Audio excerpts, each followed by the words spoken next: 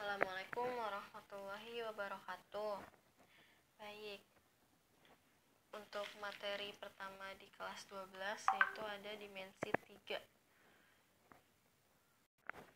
Ya, Ibu akan menjelaskan dimensi 3 itu apa ya. Dimensi 3 merupakan bangun dengan ukuran yang terdiri atas panjang, lebar, dan tinggi. Ya, makanya kenapa disebut dimensi 3? Karena ada 3 elemen di sini, yaitu titik, jarak, dan bidang. Ya, sebelum itu kalian pasti sudah pernah melihat dimensi 3 itu, atau yang biasa kalian sebut itu bangun ruang. Ya, di bangun ruang ini ada diagonal ruang, bidang diagonal, bidang frontal, dan diagonal sisi. Ya, selanjutnya ya, di dimensi 3 ini ada titik, garis, dan bidang. Ya, titik itu apa sih? Titik adalah lukisan ya ini atau tanda noktah yang dibubuhi nama menggunakan huruf kapital. Biasanya titik ini ditulisnya dengan huruf kapital. Ya, misalnya ada titik A, ada titik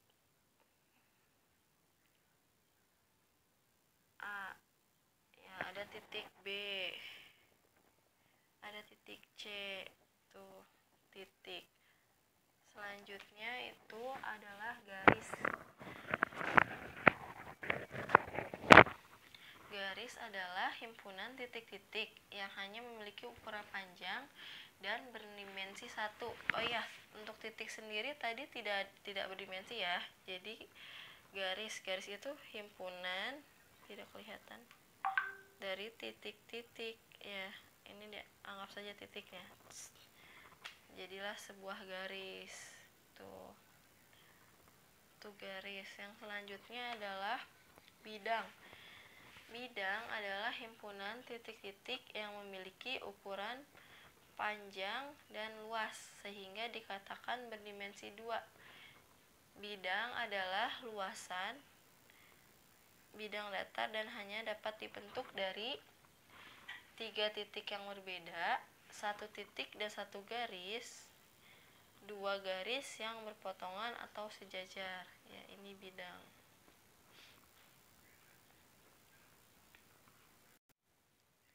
Selanjutnya ada kedudukan titik terhadap garis.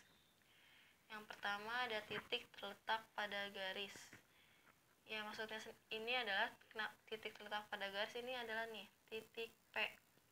Titik P ini terletak pada garis AB. Itu titik terletak pada garis. Yang kedua ada titik berada di luar garis. Ya, sudah terlihat ya.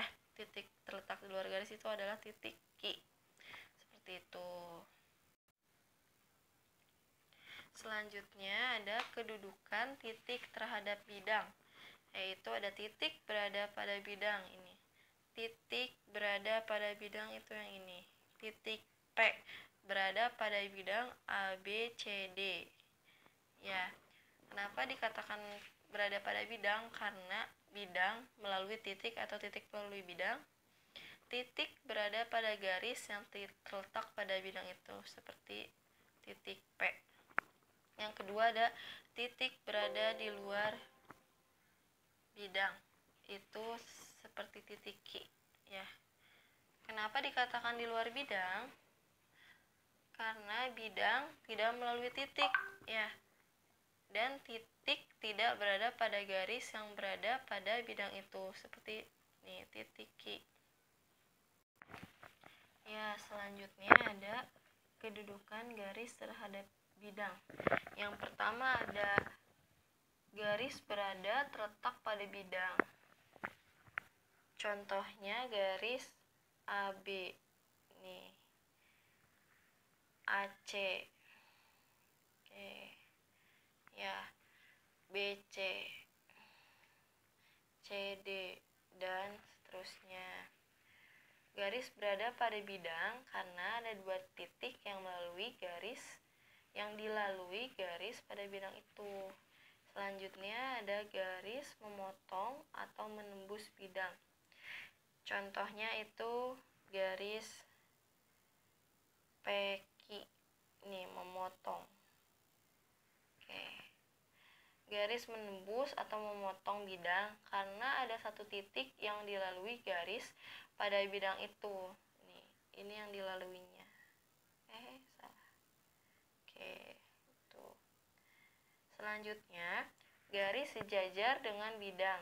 Contohnya garis RS. Ya, kenapa dikatakan sejajar? Karena dia sejajar dengan bidang AC tuh. Dengan garisnya AC pada bidang ABCD.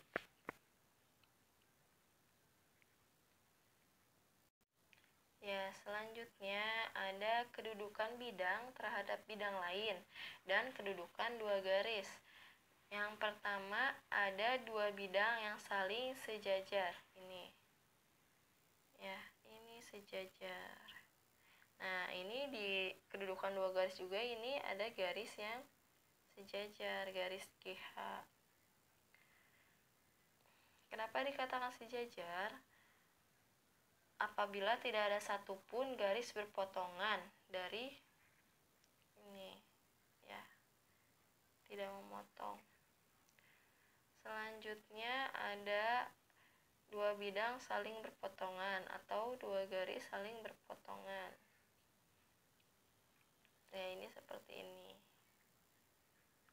Oke. Dua bidang berpotongan apabila terdapat garis perpotongan bidang, yaitu garis persekutuan yang merupakan bagian dari kedua bidang. Ini adalah garis persekutuannya. Garis CD. Seperti itu. Selanjutnya ada dua bidang saling berimpit. Nah, ini sebenarnya ada dua bidang, tapi karena berimpit jadi tidak terlihatan seperti satu bidang. Seperti itu. Ini juga garis GH. Sebetulnya ada dua garis. Karena berimpit jadi tidak terlihat. Seperti itu. Selanjutnya ada bersilangan. Untuk bersilangan hanya ada di kedudukan dua garis saja. Ya. Seperti itu. Kedudukan titik, garis, dan bidang memiliki suatu aksioma. Aksioma adalah sebuah pernyataan di mana pernyataan yang kita terima sebagai suatu kebenaran dan bersifat umum, tanpa perlu adanya pembuktian dari kita sendiri. Aksioma terhadap kedudukan garis dan bidang adalah sebagai berikut. Yang pertama, apabila dua buah bidang berpotongan tegak lurus, maka seluruh garis dari bidang 1 terhadap bidang 2 juga tegak lurus. Yang kedua, hasil perpotongan dua bidang adalah garis. Ini seperti ini ya. Dua bidang adalah garis. Sedangkan hasil perpotongan tiga bidang dapat berupa garis atau titik.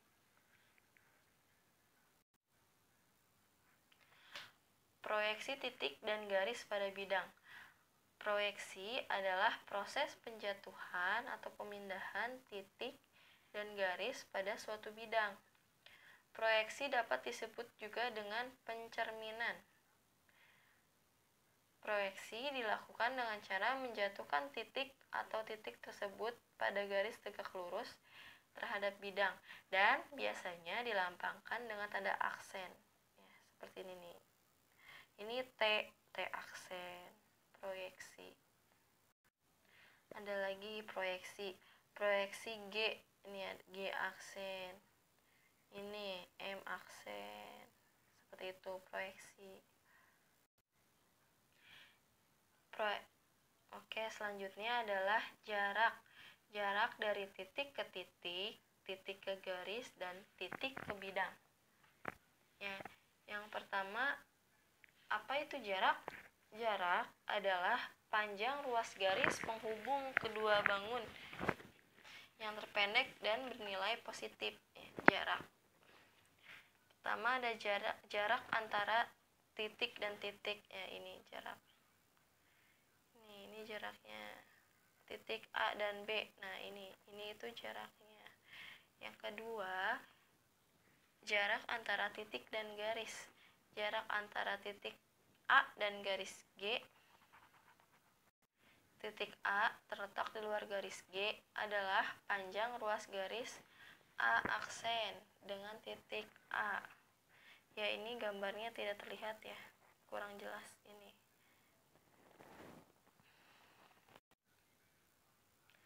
Selanjutnya, jarak antara titik dan bidang. Nah, ini adalah titik, ini adalah bidang. Ini jaraknya. Jarak antara titik A dan bidang alfa adalah panjang ruas garis A aksen. Ini. Dengan titik A aksen merupakan proyeksi titik A pada bidang alfa. Oke.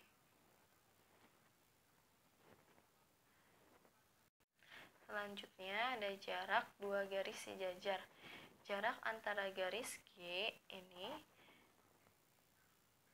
dan H yang sejajar adalah garis AB. Dengan titik A adalah sebarang titik pada garis G. Ini. Dan titik B merupakan proyeksi titik A pada garis H. Ini B-nya adalah proyeksi. Selanjutnya ada jarak antara garis dan bidang yang sejajar. Jarak antara garis G dan bidang A ini seperti ini contohnya. Ini garisnya, ini bidangnya. Selanjutnya ada jarak dua bidang yang sejajar, saling sejajar. Oke, seperti itu. Selanjutnya, sudut antara garis dan bidang. Sudut adalah kemiringan yang dihasilkan antara garis dengan garis atau garis dengan bidang. Sudut pada dimensi 3 biasa disimbolkan dengan alfa, beta, atau theta. Ya. Jika garis B tidak tegak lurus pada bidang alfa, maka sudut antara garis B dan bidang alfa adalah sudut lancip yang dibentuk oleh garis G dan proyeksi garis G pada bidang alfa.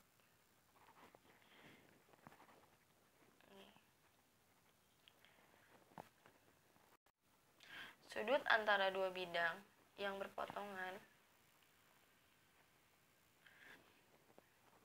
adalah sudut yang terbentuk oleh dua garis pada masing-masing bidang, di mana setiap garis itu tegak lurus pada garis potong kedua bidang tersebut di satu titik.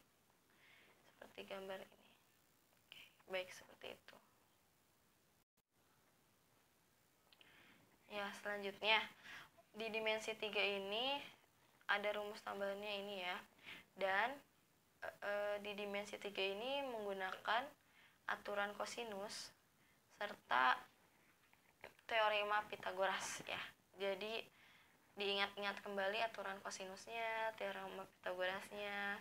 Baik, selanjutnya Ibu akan membedah soal yang ada dalam buku yang sudah Ibu share ke teman-teman.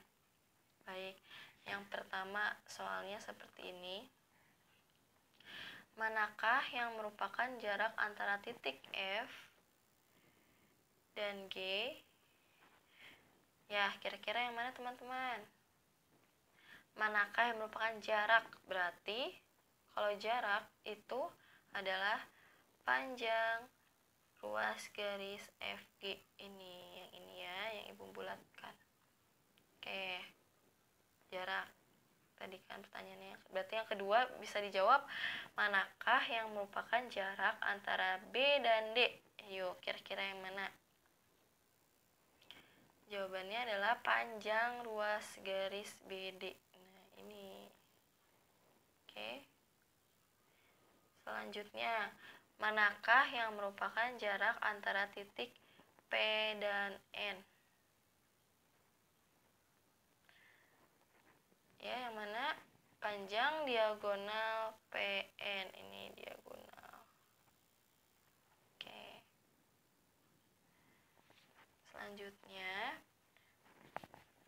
Manakah yang merupakan jarak antara titik Q dan L?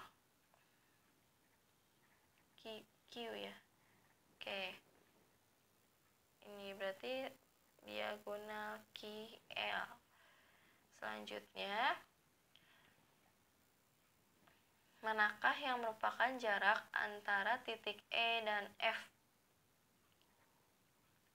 Ya, yang mana? Ayo silahkan dilihat dulu. Ya, baik, jawab ya. Panjang ruas garis EF. Ini. Oke.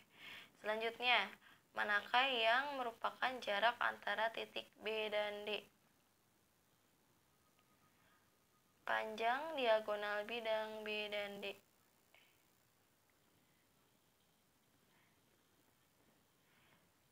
Nomor 4 terakhir, manakah yang merupakan jarak antara titik T dan D? Nih, panjang luas garis T dan D. Selanjutnya, panjang diagonal manakah yang merupakan jarak antara titik B dan D? Yaitu panjang diagonal B dan D. Seperti itu jawabannya. Ya, masih mudah ya. Ya, kita lanjut ke bedah soal berikutnya. Baik, di sini ada 5 segi 6 beraturan. Diketahui panjang AB 10 dan TA 13.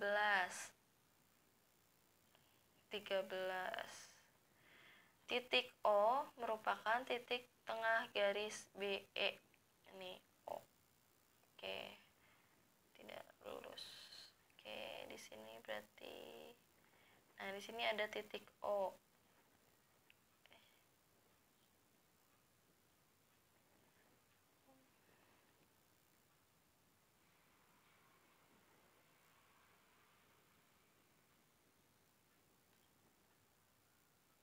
Ya, di sini titik O. Titik O merupakan titik tengah garis BE. Tentukan jarak antara titik T dan O. Antara titik T dan O. Berarti ini ya pertanyaannya. Ya, kira-kira bagaimana? Ya, langsung kita bahas saja ya. OE tidak jelas.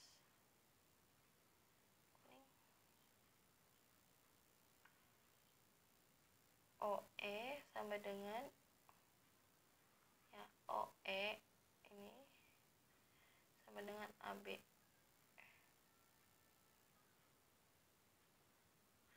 Jadi AB itu adalah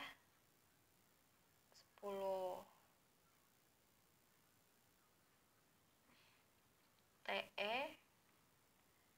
TE sama dengan TA.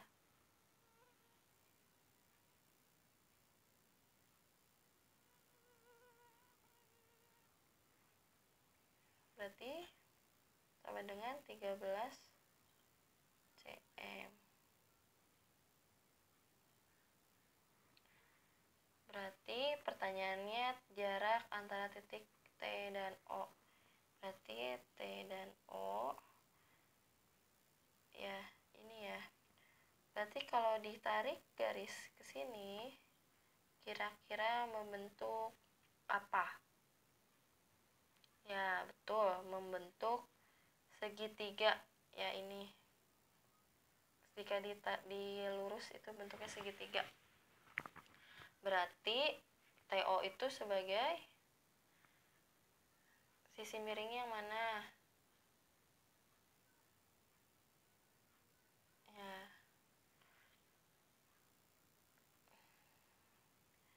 Berarti TE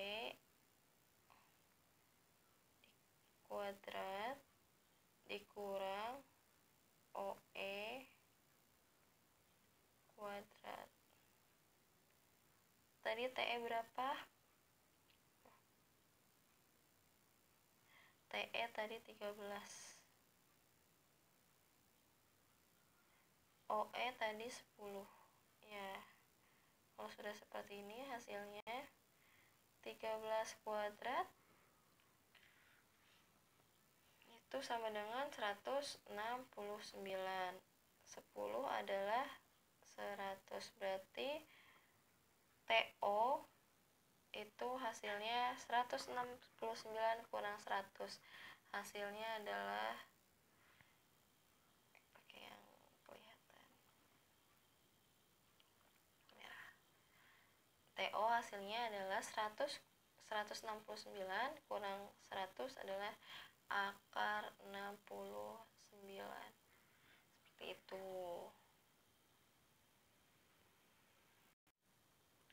Ya, selanjutnya, soal selanjutnya. Perhatikan bangun berikut. Jika diketahui panjang AB-nya 5, AE sama dengan BC, dan sama dengan EF, itu 4 cm. Maka tentukan jarak antara titik A dan C. Kayak ini. Jarak antara titik E dan C. E dan C. Ini diagonal ya. Jarak antara titik A dan G. Diagonal. Oke, baik. Ingatkan diagonal. Ya. Yang pertama, AC. AC di sini aja.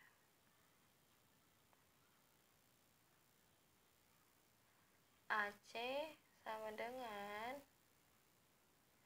yang ini.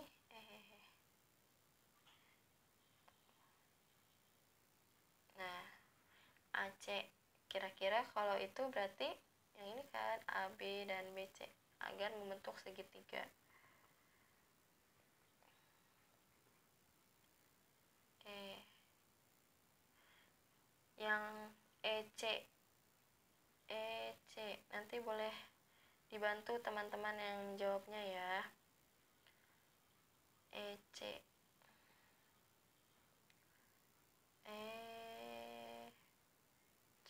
kira-kira EC agar membentuk segitiga garisnya yang mana saja. Ini AE dan AC ya, tadi kan sudah AC. Berapa? Selanjutnya jarak antara titik A dan G. Titik A dan G kita ganti warna lagi, warna kuning.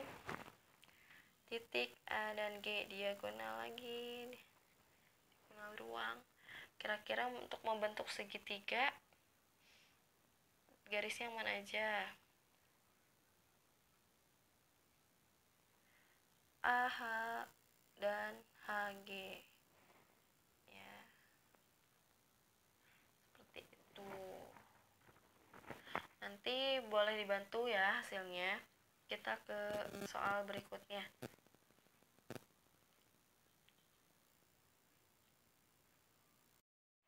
Ya, selanjutnya ada soal diketahui kubus ABCD EFGH dengan rusuk 10 cm. Kosinus sudut antara garis GC dan bidang BDG adalah, ya baik. Sini kita gambar dulu kubusnya. Ya, sudah ada gambar seperti ini. Yang pertama, kita cari ini kan segitiga OCG. Nih, Ibu tandai warna merah supaya jelas. OCG. Oke, ini membentuk segitiga kan? Segitiga siku-siku. Panjang GC sudah pasti 10. Panjang OC setengah diagonal ruang. Oke, panjang OC kita coba di sini. OC sama dengan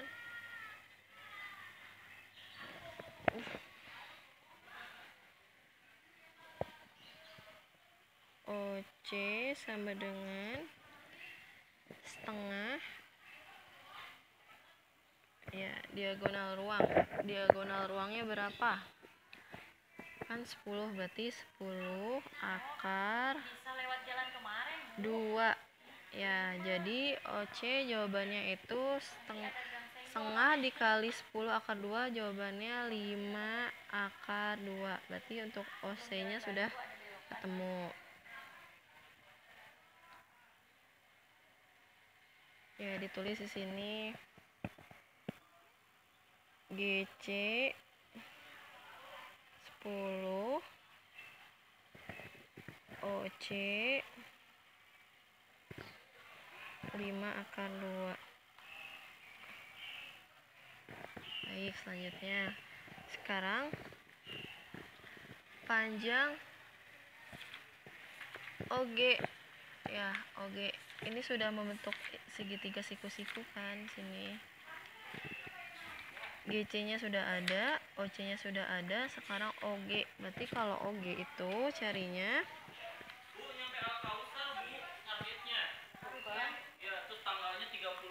OG sama dengan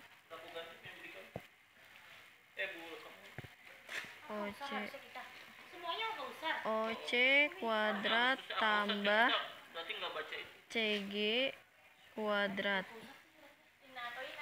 Oke. OC-nya tadi 5 akar 2. Ya, OC-nya 5 akar 2 kuadrat tambah GC-nya 10 kuadrat.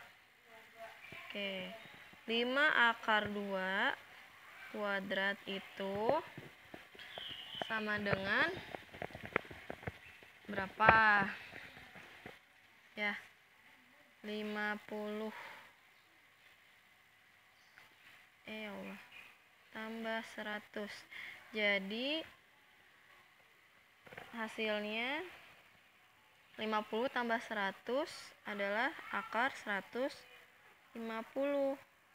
Berapa dari akar dari 150? Langsung Ibu jawab saja ya. Berarti di sini OG-nya ya Allah. OG-nya adalah 5 akar 6. OG 5 akar 6. Ya, pertanyaannya kan kosinus sudut antara garis GC dan bidang BDG. Karena segitiga OCG siku-sikunya di C, maka kosinusnya kosinus sama dengan CG per OG. CG per OG sama dengan CG-nya itu tadi 10. OG-nya 5 akar 6. Ya. Bisa diperkecil menjadi 2 per akar 6. Ya. Kira-kira sudah terlihat jawabannya yang mana? A, B, C, D, atau E? 2 akar 6. Bisa diperkecil lagi menjadi 1 per 3 akar 6. Jadi jawabannya adalah A. Baik. Ya, dilanjutkan ya, bahas soal yang berikutnya. Pembahasan terakhir sebelum ke latihan soal. Ya, perhatikan gambar kubus ABCD EFGH, panjang proyeksi AH pada bidang BDHF adalah seperti biasa. Digambar dulu kubusnya seperti ini. Panjang proyeksi AH pada bidang BDHF adalah panjang TH. Ya, perhatikan segitiga berikut. AH, sini aja. AH sama dengan AC, yaitu diagonal bidang. Jawabannya 8 akar 2. AT sama dengan setengah AC. Berarti setengah AC itu setengah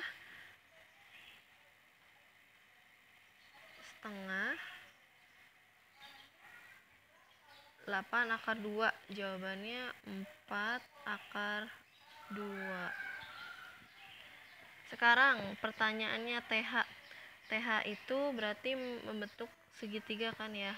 Ada THA, AHT. TH-nya itu sebagai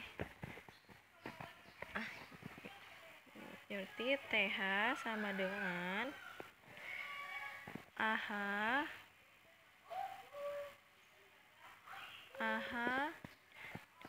kuadrat dikurang AT kuadrat.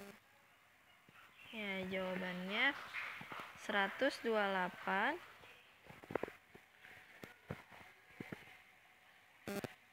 dikurang 32. Dari mana 128? AH-nya 8 akar 2. AT-nya 4 akar 2. Ya, dimasukkan. Ya baik, 128 dikurangin 32 hasilnya 96. Nah, 96 itu berapa? Itu 4 akar 6. Ya, berarti jawabannya adalah C. Ya, alhamdulillah ini sudah ke pembahasan terakhir. Mudah-mudahan kalian semua sudah paham ya. Nah, selanjutnya silahkan kerjakan 3 soal berikut. Ibu tunggu hasilnya via Japri.